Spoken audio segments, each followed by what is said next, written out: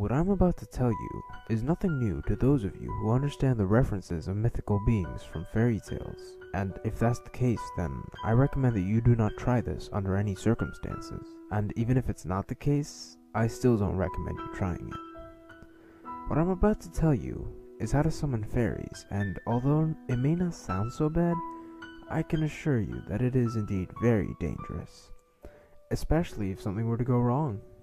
But we'll get to that later.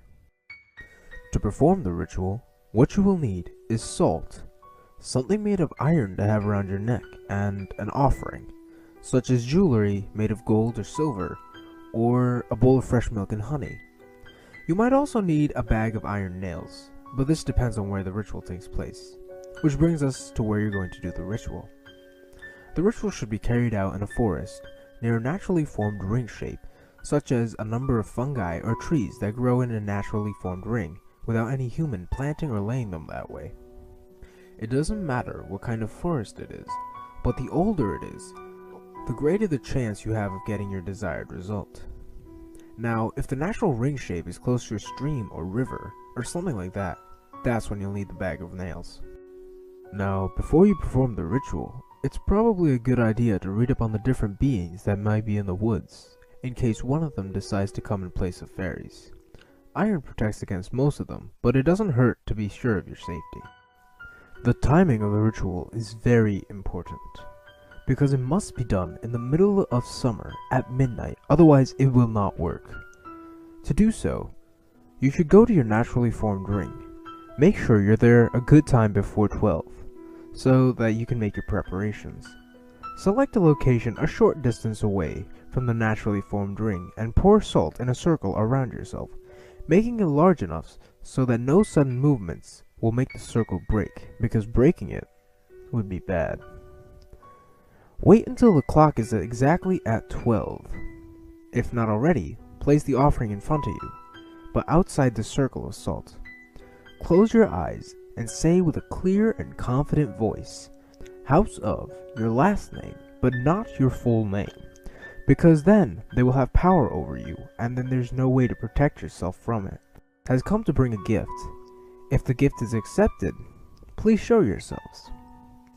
If you've done everything right, and they accept your gift, you will see them the moment you open your eyes. They will be exactly as you imagined, but do not believe it. It's a disguise, a glamour, as it's also called. Using the salt reduces the power of the glamours, and should reduce the urge to go up and touch them. It may also be that you are a person who has the gift to see through glamour spells, and you will be absolutely terrified by what you see. If so, do not run. Do not run from them, because they will hunt you down and hurt you because you have insulted them. If by chance you manage to survive this far, you will receive an offer from the fairies. If it is anything to eat or drink, humbly refuse it, saying something self-degrading such as, "You are too unworthy to eat or drink something so royal and pure." Trust me, you'll be doing yourself a great favor that way. After you've turned down their offer of food or drink, they will ask you to participate in a game of guess what. If you've never played the game before, it goes something like this. One must describe what he or she thinks of in one word, and the other will try and guess by asking different questions. It may sound simple, but be warned. Though fairies cannot tell lies, they're experts at bending the truth. If you've somehow managed to win the game, you will get a gift. If not, then the fairy will give you a mission that probably won't be too pleasant, to say the least. It is now time for you to say your farewells. Now you will really find out if you succeeded or not. Say the most humble goodbye you can, and then close your eyes. Turn around and step out of your circle of salt. Remember, keep your eyes closed the whole time. Once you've stepped out, you may now open your eyes. If the ritual functioned as it should have, and you've done all the things right, then you should be able to get out of the woods unhindered. If you perform the ritual near a stream, you might see a beautiful white horse in front of you. Do not look at it. Throw the bag of nails in the creek and run for your life, as you've just met the brook horse, also known as a kelpie, and your life is in danger. Right now, it doesn't matter if you've managed to summon the fairy or not. Just run, and don't look back, just run.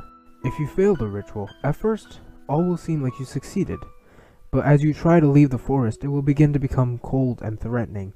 The trees will seem to move, and you will start hearing terrible sounds behind you. You should run and keep a firm grip on the iron objects you have around your neck. You will feel thousands of tiny claws and teeth burrow into your skin, and hands with unnaturally long fingers grabbing hold of your legs. Just keep running. Do not lose the iron object you have around your neck, for as long as you have it, you will have a chance to survive. If you drop it, they will take you to their home, where they will do unimaginable things to you, until all that's left to you is your screams of pain and fear. Fairies are not friendly creatures. Remember that. Oh, and if you do decide to summon them, good luck.